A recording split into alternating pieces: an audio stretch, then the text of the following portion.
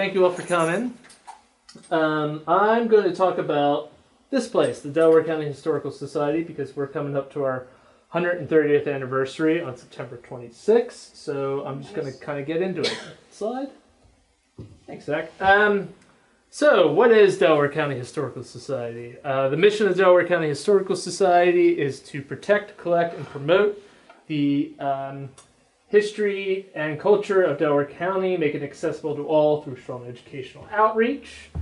We've been committed to this since 1895, and we have a collection that numbers in the thousands from the pre-colonial era, that would be like our Lenape pieces, to the modern day, because we are continuously collecting stuff. We act as an archive and research center that stores items and have a historic or cultural significance to Delaware County, Pennsylvania. So that's our hyper-local focus, and then we have a smaller peripheral focus. Some items include deeds, documents, manuscripts, photos, works of art, family Bibles, newspapers, microfiche, and so much more. And we provide access to these resources for historic research and knowledge. And our purpose is to make the collection accessible to all, with free programming and research, much like this, and resources on the local history of Delaware County and the surrounding Delaware Valley. Next slide. What does DCHS offer to the community of Delaware County? Well, we promote the incredible stories of Delaware County history by providing events and programming and celebrating the places and individuals who have made Delaware County so unique. We provide the educational outreach to Delaware County through schools to bring alive the history of the past, offering historical context to current events. We also offer equitable and accessible resources for research and can help create a more informed community. And our primary goal is to protect these incredible historic treasures to offer insight to the past, ensure that future generations can appreciate them later on. Question. No, we'll save questions to the end. Okay. Next slide. I'll forget it. That's all right. So I'm going to talk about the very early years of Delaware County Historical Society and our founding and kind of how we got to where we are today. But I am going to skip several decades and kind of get in more to like what we have in our collection. So we first met on September 3rd, 1895. It took place right over here at the Media Courthouse at the Superintendent of Public Schools office. The group consisted of local historians such as H.G. Ashmead, who right here wrote this giant tome that is still used by a lot of folks in reference for Delaware County history. A.G.C. Smith, Elizabeth Worrell, Henry L. Broomall, Horace L. Cheney were also present. Pictured here is the notebook that Henry L. Broomall used to write the original minutes, charter, and bylaws of the Delaware County Historical Society, and it's here within our collection. It was later published as a volume collection. Actually, I have the book right over here. Where is it? This book right here. So it was later published as this wonderful little collection for folks to be able to have the proceedings and minutes of the Delaware County Historical Society. Next slide, please. There, so this is a picture of the Media Courthouse as it looked in 1906, October 1906 to be exact. They don't have the columns in the front. No, as you can see, it was much smaller. Had a lot more trees surrounding it. It had that spire right there. So this is where, about 10 years before, the Delaware County Historical Society members first met to find the Delaware County Historical Society. Next slide. This is Mr. Henry L. Broomall right here. Pictured here is the original minutes of the first meeting. So that's dated September 3rd, 1895. Henry here was the son of John M. Broomall and Carolyn Larkin Broomall. Henry himself was also a lawyer. Next slide. And our founding mission, 130 years later. So right there, you can see it for yourself. That is the charter of the Delaware County Historical Society. If you look at the bottom of that charter, it's signed by Thomas Clayton. Go down, right. That's right. Judge Thomas Clayton of the Clayton family fame. Right there. Yeah, there you go. The founding members believed that the purpose of the Historical Society was not only preserving records of history from years past, but also, as it is quoted, it is designed to carefully preserve the things of this day that it is believed will be useful for a proper understanding of the present period. On September 26, 1895, Delaware County Historical Society formally adopted their governing bylaws. on the 106th anniversary of the formation of Delaware County. So we were purposely founded on the anniversary of Delaware County's creation in 1895. So we share the same birthday. Next slide. Some of our first members were pretty prominent local folks, such as John W. Jordan, who wrote this book.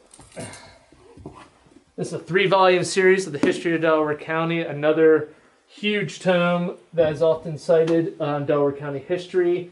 Dr. J.L. Forwood, Chester Mayors John Larkin and Crosby M. Black, and the future 27th governor of Pennsylvania, Mr. William C. Sproul. That's where Sproul Road gets its name from. This is his inauguration pin from one of our collections, and this is from a homecoming in 1900, but he never did military service, so I don't know what he was coming home from. It could have been a missionary thing, but I'm not exactly sure. I'd have to crack open a biography of his. Next slide. So, by May of 1896, we had a fully formed board of directors. We had 96 due-paying members. The first published minutes show that we met here. This is called the Larkin School. The gentleman previous, John Larkin, who was John Larkin was the first mayor of the city of Chester that was founded in 1866. This school was named in his honor. They met there and held a series of lectures, such as Gilbert Cope. Gilbert Cope, I don't know if I have his book at hand. He wrote another massive tome about the history of Chester County. It was much in the line of what H.G. Ashmead wrote. Reverend Dr. Joseph Vance, others, Dr. J.L. Forward, all presenting aspects of local history. And again, as this went on, these were later published for the public to be able to read. Next slide. So places to meet and discuss. So one thing I found in my research was, and I should have made this font a little bigger, sorry. For the first 26 years, from 1896 until 1921, when we first started having meetings, we didn't have a home. So I don't think really had a solid collection. It just kind of floated around. And we would just meet wherever we could. So we would meet at places like the Larkin School, pictured here, Delaware County Institute of Science, which is right around the corner. We met at St. David's in Villanova, Upland First Baptist Church, and the Middletown Presbyterian Church. So all these places have historic significance. They're very old buildings. The first time that it's noted in the minutes that the idea of a permanent location was brought up was in December 1st, 1904. A gentleman by the name of Charles Palmer, Esquire, suggested the South Chester Borough Hall as a possible location. Next slide. And this is Mr. Charles Palmer right here. That's him standing. This is about 1910. As you can see, this is Washington's headquarters. This is at Brandywine Battlefield. This is a plaque that we put up there in 1910. I'm pretty sure it's still there, which is pretty cool. I don't know if we have any ownership rights over it, but there it is. So there's Mr. Palmer. Next slide. And this is a photo of St. David's. This is about 1911, about the time we would have been meeting here. So pretty cool. Next slide. One of the first things we did of a kind of community significance was in 1898, we placed a plaque on the West House, that's this right here in Swarthmore, commemorating the, what would it have been, the 160th birthday of Benjamin West, the famed American painter, who was born and raised in this house, and then his father also managed the Square Tavern in Newtown Square, if you guys are familiar with that. This was a big thing where we had about 300 or 400 people in attendance. Several people gave addresses, including John McClure's father, Colonel McClure. The closing ceremony featured the high school band for media and a display of artifacts related to Benjamin West. This photo, by the way, was taken by Louise DeShong Woodbridge. Her father was Alfred O. DeShong, who was a really big wig in Chester, and she married a former Confederate general. This is another photo of the West House and the commemoration. See all the people all gathered around. They all look very nice in their summer best. By the way, this was in the summer. This was in June of 1896. I wish you could see a little clearer. They're all wearing jackets and heavy clothing. I don't know what they're doing. That's pretty insane. Next slide. So, on November 1st, 1915, we finally moved in our first kind of technical permanent location, signing a lease for room number 8 in the Wall Building, which is pictured here in Chester. The annual meeting that we would hold for members every September was still held at the Delaware County Institute of Science. Next slide.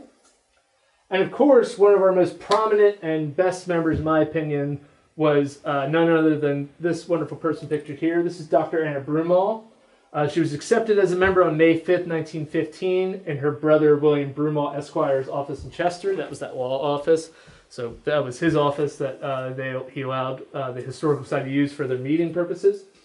Dr. Broomall was the first to suggest that a women speaker be invited to address the society. She also was somebody who strongly advocated for a permanent location, namely in the 1724 Chester Courthouse. Between May and September, she did so much that she was elected as a board director and created the Locations and Collections Committee. She was also our first librarian. She was primarily responsible with organizing the collection and its use and really beginning our early accession work.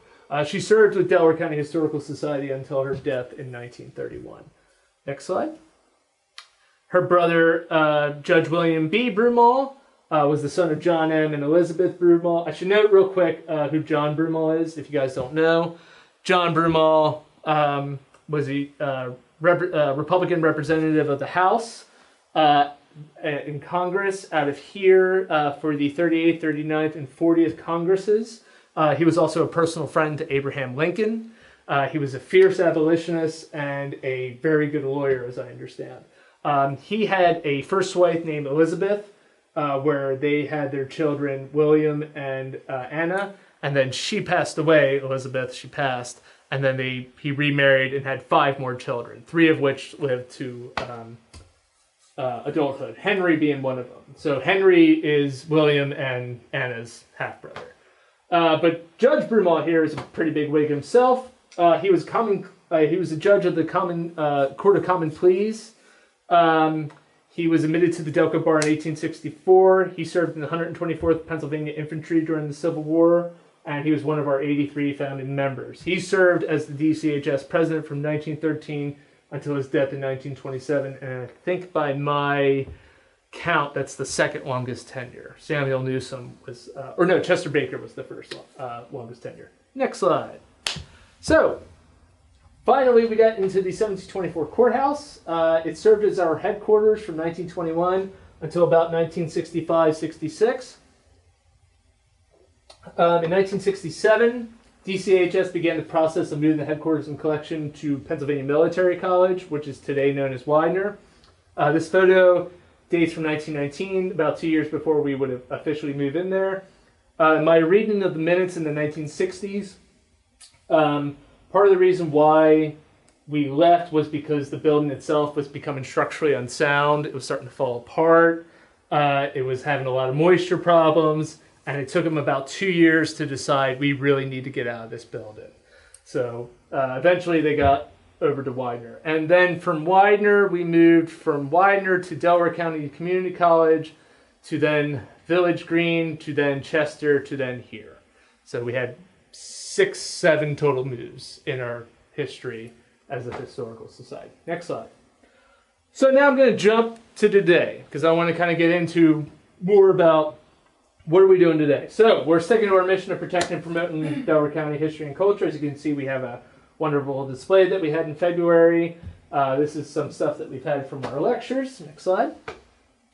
This is some events we've had this past year. As you all know, we had our Delco Summer Social, which was a big success. This is from our first annual Delco Historical Conference, and this is from our Delco DCHS Winter Open House. By the way, all this wonderful artwork is produced by none other than our fabulous volunteer, Francis Bieber. Next slide. So now I want to get into showing some of the pieces of the collection that most people don't often get to see. This is perhaps one of the oldest pieces relating to the founding of Pennsylvania ever. It's not just in our collection, but ever. This is a hand-drawn map by the first appointed governor of Pennsylvania. His name was William Markham. He was cousins with William Penn. So when William Penn was granted Pennsylvania by King Charles because his William Penn's father served so admirably in the Restoration, King Charles really wanted to get William Penn out of England because Quakers were troublesome. So he thought, here, I'll repay the debt. I'll give you Pennsylvania. There you go. That's that. So while he was in England dealing with the king and trying to get matters settled, William Markham was here getting kind of things squared away. And one of the first things he did was he hand drew a city plan. So this is Chester. This is, and this was drawn in 1681. This is Penn's seal of approval right here. William Markham's signature is right there. This is today Avenue of the States, or what some people might still call Market Street. This is Market Square. Our old location was right here. Today's Chester City Hall is right here. So this is this is 4th Street, this is 5th Street, and so on and so forth. The river's down here. And it is indeed like one of the first planned grids in Pennsylvania ever. So it predates the incorporation of Philadelphia by a full year. Next slide. This is an example of one of our pieces that relate to Mr. Penn himself. This is his handy stamp. So this is a giant wax seal that he would have had to press in there to make an impression on. There's his big name, so everyone knows who this relates to. We also have signatures here from Thomas Story. This is Edward Shippen, and this is the famed Thomas Logan, who you all know, Logan Square in Philadelphia. That's the same guy. Or James Logan, excuse me, that's him. This document in particular was drafted in 1701. Funny enough, it's drafted the same year that Penn drafts the Charter of Liberties. And if you look at the Charter of Liberties, it looks practically like this. Same document size almost, same signatures. There's a seal. There's a bit more of a part down here at the bottom, but this isn't that. This is the establishment of Marcus Hook as a market town. And if you read through it, it more or less gives stipulation to how often the market can meet, what people can sell there, where it will be, all that good stuff. So this is probably the first thing that establishes Marcus Hook permanently. Next slide. This is one of our really exclusive William Penn, because right here, that's a signature. That's a seal. This dates from, I believe, 1682. This is a deed that was hand-delivered by Mr. Penn himself to Robert Wade of the Essex House. Robert and Lydia Wade, Robert's wife, they lived here. That's at the confluence of the Delaware River and the Chester Creek, where William Penn landed. So when William Penn first landed in Pennsylvania, what is today present-day Chester, at the confluence of the Chester and the Delaware, he got out and was greeted by Robert and Lydia Wade at what was then known called the Essex House. And he handed him the deed that essentially gave him his house. And that's this deed. So the very first English-speaking people that he meets, with the exception of the folks he met in Newcastle, moored off the coast of Newcastle, I should mention, the very first people he meets on the land of the English-speaking settlers is the Wade family. So that's that piece right there. Next slide. This is one of our more mysterious pieces. This is an alleged portrait of Gilbert de Motier, the Marquis de Lafayette. I went on a trip with my wonderful fiance, Naomi, several months ago, where we went to the Maryland Historical Society. They have a portrait very similar to this in their front foyer. Where was that located? In the front foyer. But it's a, this, we have a date on this where it's 1824, 1825. But we don't know who the painter is, and we don't know who the actual sitter is. It has a striking resemblance to the Marquis de Lafayette, and for decades now people have just been saying it's Marquis de Lafayette, only because of the fact that these two plates are from a dinner that was held for the Marquis de Lafayette during his grand tour in 1824, so that was 200 years ago now. He stopped by in Chester. He sailed down from Philadelphia in the middle of the night, arrived here about 1 in the morning. They had this big party at the Chester Courthouse. More than 100 people were there, apparently, and they apparently used these plates to serve food. So he may or may not have eaten off one of those plates, I don't know, but they are associated with them. So that's our marquee. Next. This is a recipe book handwritten by Mrs. Hannah Garrett, dated from 1775. There's a lot of really cool ingredients in here. There's stuff for making soap, bread, stomach tinctures, all sorts. It's there's also one in here for rum, I think. Pretty interesting. And what's that? Italian balsamic, all sorts of stuff. Next. This is one of our more rare and unique pieces that we have. This is our famed Lincoln banner. This was created in 1860 and was also edited in 1864. It was made locally for Abraham Lincoln's election campaign. On the back of it, it has Lincoln and then Johnson, but if you look under Johnson, it originally said Hamlin, because in 1860 he ran with Hamlin, so when they reused it in 1864, they just wrote over it and says Johnson. Kind of lazy. But this is a considerably unique piece because, as you can see, Lincoln is beardless. There's very few pieces that exist where, of the time being that Lincoln was beardless. There's also a thing of him down here chopping wood. There's a log cabin in the background. On the back of it, it says Media PA Delco, which is pretty interesting. This was donated to us in 1920 by T. Chalky Palmer. That would have been Charles Palmer's son, and Judge William Broomall. And it's considered very rare by this gentleman whose name is Dr. Alan Gelzo. He is a renowned Princeton historian who's a big expert in the Civil War, and he came and looked at this and was shocked and was screaming about it. So, and it's been evaluated, so it's definitely one of our more unique and rare pieces. Next. This is one of our more recent acquisitions. This is from none other than that guy right there. His name's John Price Crozier. These are the ledgers and personal diaries that belong to him. They date between 1842 and 1866, and would also highlight a lot about his textile magnet business that he did. You know, he was a huge manufacturer of textiles. The mills he owned practically created all the clothing for Union soldiers in the Civil War. He was also a huge philanthropist, as we know from the efforts at Crozier Theological Seminary, which is where Dr. Martin Luther King went, and of course what would eventually become El Win. He was a huge part of donating money for that. So there's a lot of stuff in here that would perhaps give insight to that. We got this about last year from John Price Crozier IV in Oregon. He mailed them to us. So it's about 12 volumes in all. Next. This is his daughter, which you saw back there in the room. This is a portrait of Emma Crozier Knowles, his youngest daughter. This was painted by Thomas Buchanan Reed in 1864. It was donated to us in 1888 by the estate of Robert C. Alexander. It's just one of my favorite paintings. I like that one. Next. This is a really unique painting we have. It's called The City of Peking by Charles Alexander Stewart, painted about 1874, 1875.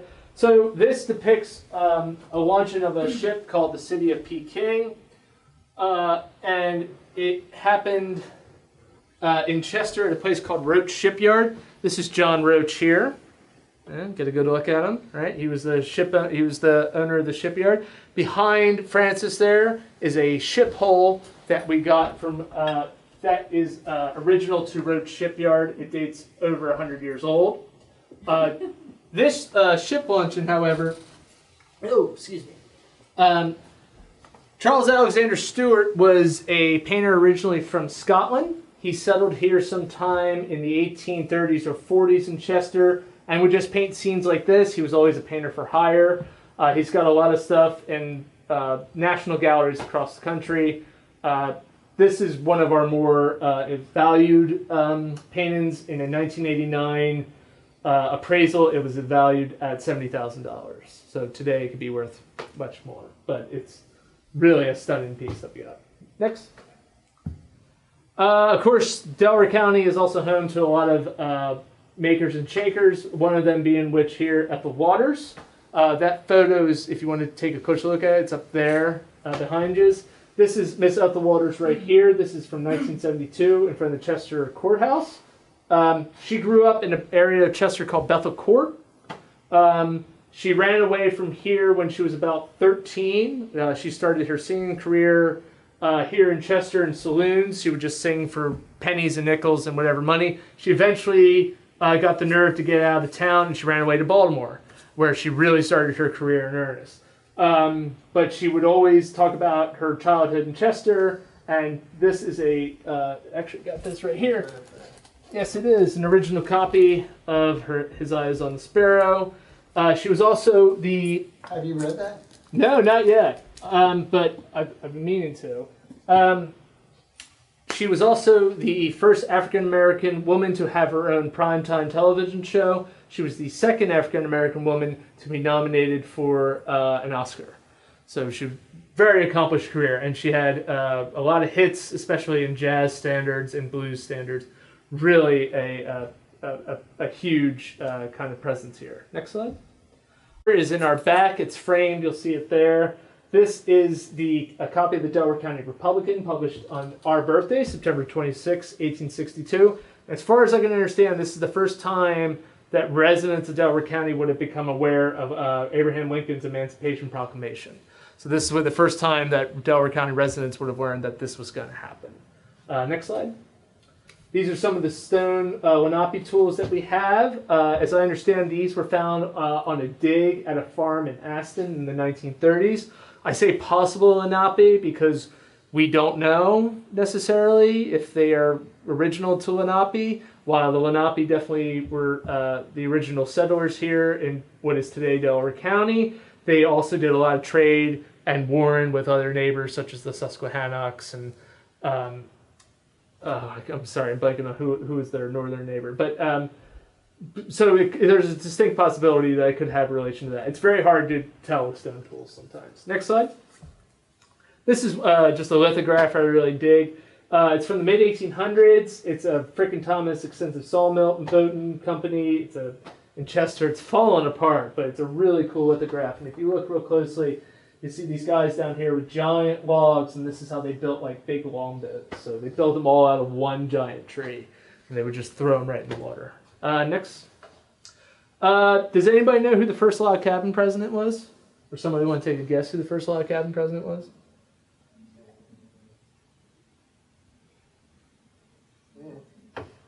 No one? No. Okay. So this is a president born in a log cabin.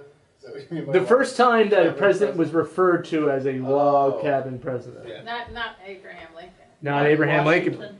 Nope, before Abraham Lincoln, but after Washington.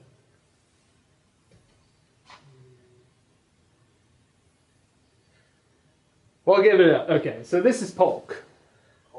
President Polk? I don't know anything about Oh, okay, don't worry about it. So Polk was known as the, he was also one of the first presidential campaigns to really have a campaign slogan.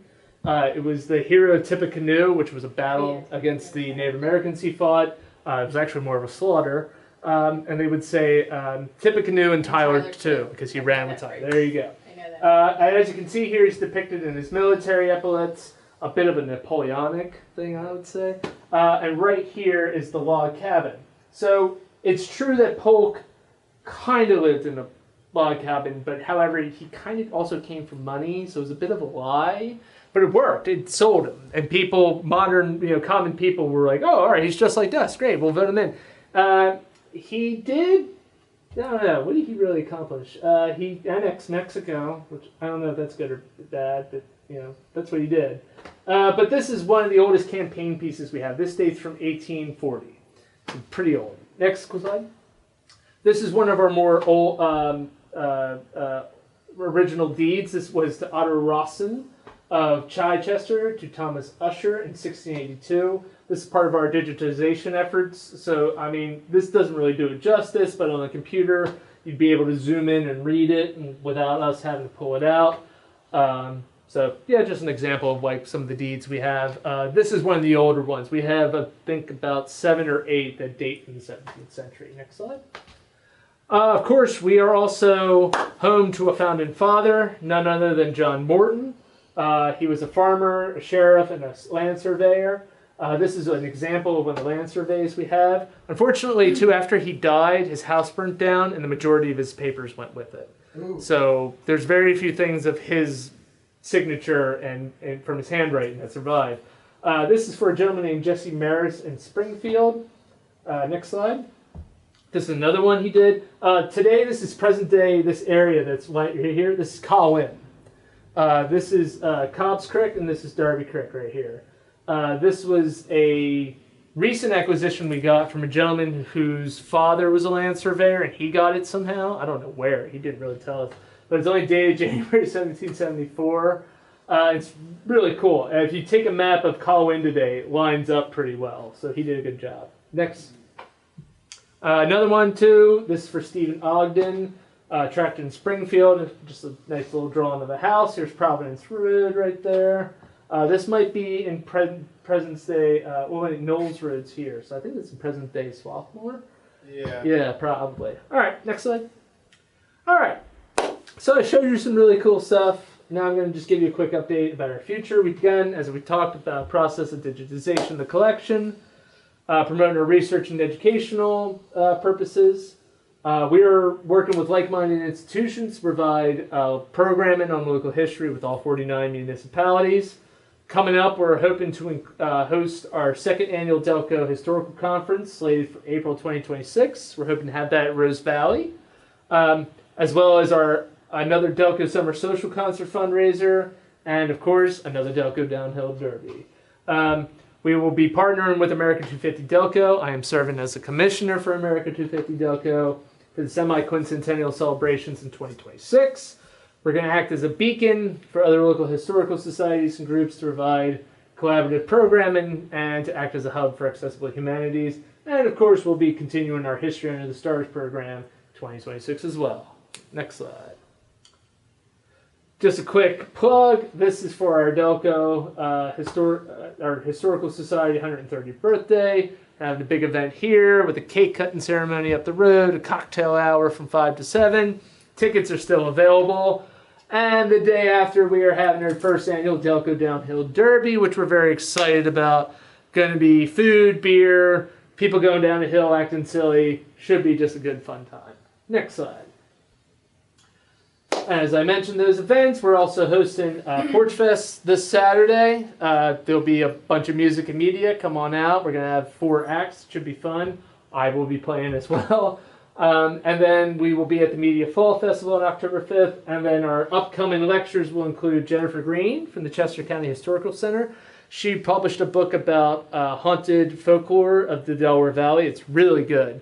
And she used some of our resources here to write some stories from Delco. So she'll be doing a presentation on that. And then coming up after that, my good friend, Professor Matthew Kowalski of the Delaware County Community College will be showing the film, the original Nosferatu, and then we'll have a brief discussion about the film. Nosferatu?